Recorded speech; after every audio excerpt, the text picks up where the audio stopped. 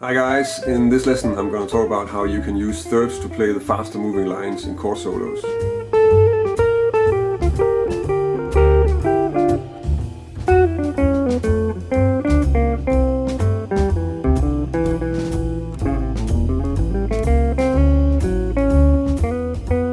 In this second lesson for jazzguitar.be I'm going to continue talking about chord solos.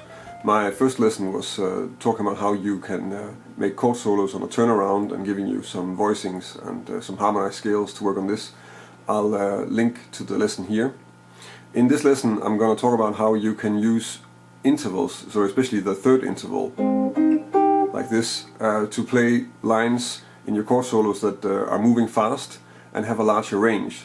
Like I talked about in the first lesson, mostly chord solos will move scale-wise and sometimes you'll skip a third.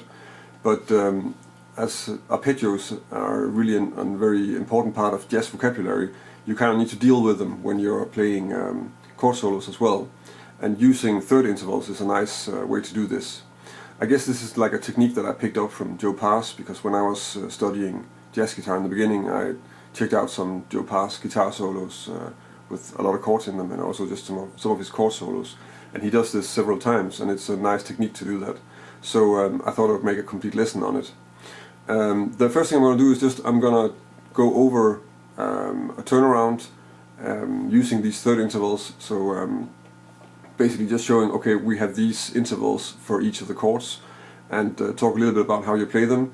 And then I'm going to talk about how you get into chords once you played this third interval line. And I'm also going to give you 3 examples of how you might use this in a chord solo line. So let's just get started. So in example 1, you'll see that the progression that I'm using in this lesson is a 2, 5, 1, 6 in the key of E flat. And what I've done now here is just show a set of intervals that you can use to play the arpeggio of each of the chords. Of course there are many ways to choose a fingering and where to choose to play this. I just chose something that I use a lot, and I think it's something you can explore yourself. There are a few things to be aware of when you're doing this, and I'll talk about that as I play them. So the first one is the F minor 7, and that arpeggio is played like this. And as you can tell, I'm playing with my fingers, because that's the easiest way to play chord solos in my opinion. I'm very often doing this thing that I'm reusing a finger. So whenever I can, I'm sort of gonna make a triad out of it, like this. And then you can easily go to the next one. It makes it technically easier to play it fast, because probably this is something that you want to play. You want to use it because it's faster than playing a complete chord. And you need to move from here till here, or even here, kind of fast. That's why you use intervals like a third instead of playing a complete voicing. For the B flat 7 I have this. And as you can tell, I'm not using the idea of using the triads so much here, because I'm coming down from this one. I might, if I'm starting somewhere else, I might do this. So if I'm starting on the D, I think you'll see that in one of the examples. And also, because this is just moving up, I'm not making the triad on top. I'm not really sure if I have a real reason for it. That's just how I happen to play it. So in some of the cases, actually, I use the F minor really a lot. It could be that that's the reason why I have a very efficient fingering for that one, and that this one is a little bit less efficient. It's also likely that if I'm doing this in a line, I might do this fingering. For the E flat major 7, I have these intervals. So again, just the complete arpeggio starting on the root and then moving up to the 9. For the C7 altered, if you're not that familiar with altered dominance, you can check out my my lessons. I have a playlist of lessons on altered dominance, and they might help you. What you'll notice, I'm just going to mention that sort of quickly, is that if you start stacking thirds from C in a C7 altered scale,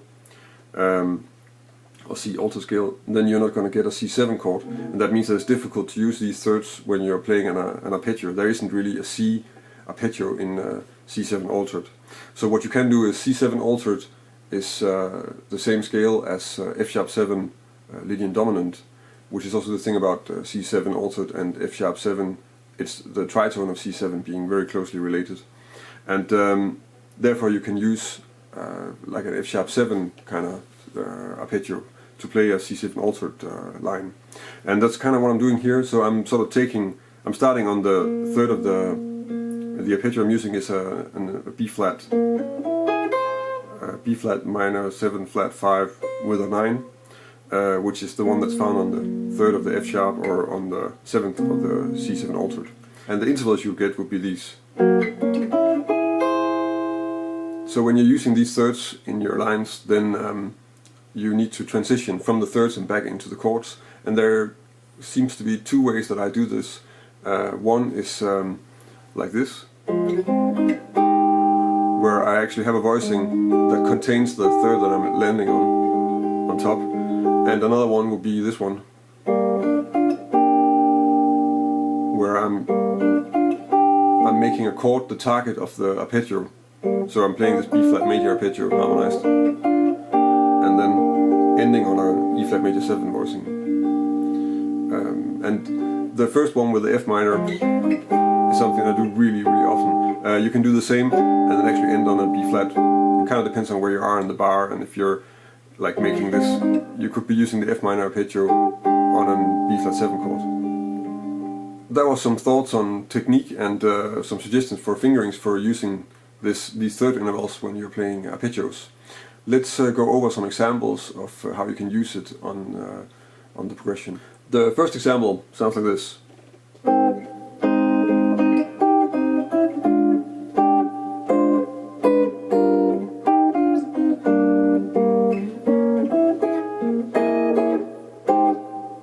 So in the first example, I'm just starting out with this basic use of triads on the F minor 7. So first this A flat major triad, then the inversion of it, and then I want to play the arpeggio. So the arpeggio I'm using here is the melody I'm playing is in fact like a chromatic approach, and also a C minor arpeggio. So I'm playing this, which is, and then I'm walking up this third interval to land on this chord voicing, which is a B flat 7 chord voicing. Very similar to what I talked about in example 2 about making a chord voicing the target of the intervals. On the B flat 7, I'm not really using any intervals. I'm just playing this, which is a line combining first triads and then drop 2 voicings and resolving to E flat major 7, which is again a drop 2 voicing. Then I make another descending triad run, which is first down the scale, and then again it's actually this. So I'm making this G minor triad on the E flat major 7 the target of the run. And then I'm continuing down with this interval, which is just the third interval. So here I'm really using the thirds to play the lower notes in the chord solo, because if I start playing like complete voicings, it gets a bit too heavy. So and then on the C7 I start off with actually just the arpeggio that I talked about in example 1.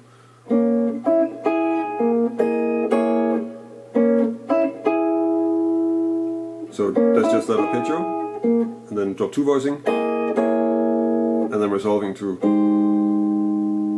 this F minor 7 voicing on the and a 4. The second line sounds like this.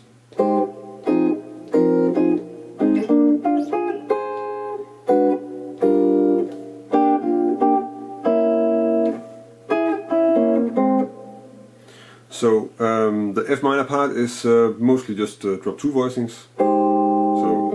A flat major 7 voicing down to F minor, a bit of the melody, and then this triad to change register, because we're going from this melody down to the E flat and then down to this D half diminished arpeggio, melodically speaking, of course,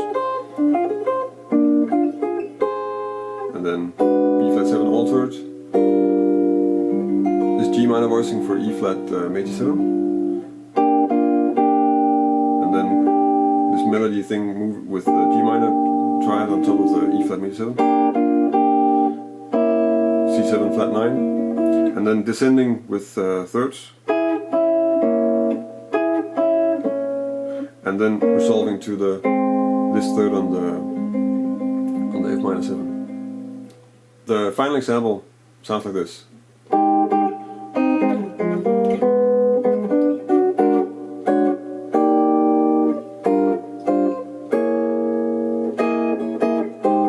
So in the third example, I'm starting with this A flat major 7 shell type voicing, and then I'm running down an A flat major triad, but then using the third intervals, and I'm calling it, of course, A flat major because that's what's in the melody. Then, not that I really talk too much about that, but I'm running up the scale, which is something you can tell that I do from the examples, but even if I didn't really give you any exercises, playing your scales on a set of strings in thirds is anyway good, but I'm sure you can kind of figure it out.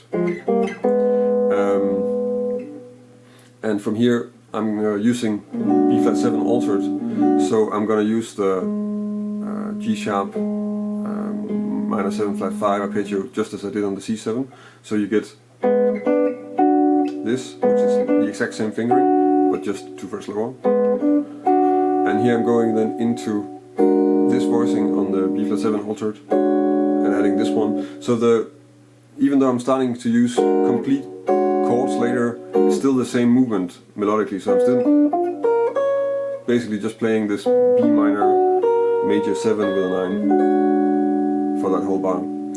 From there I move into some drop 2 voicings on the E flat, so that's then this one, and then on the C7 also just drop 2 voicings,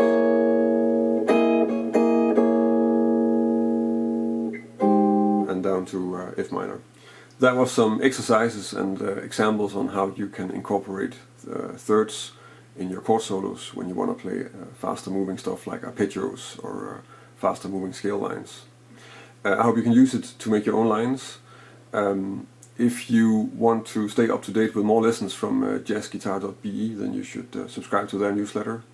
If you like this lesson, you can also subscribe to my YouTube channel, and of course go to my website and subscribe to my newsletter.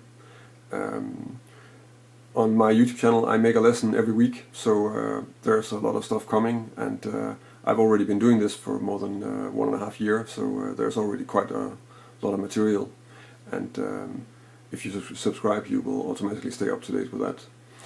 If you have any questions or suggestions, then you can leave it on the article on jazzguitar.be or on the video. And another way to stay up to date with what's going on is of course also to connect with me on social media, so on Facebook or Google Plus or Twitter or Instagram. So that's it for this lesson. Thank you for watching, and until next time.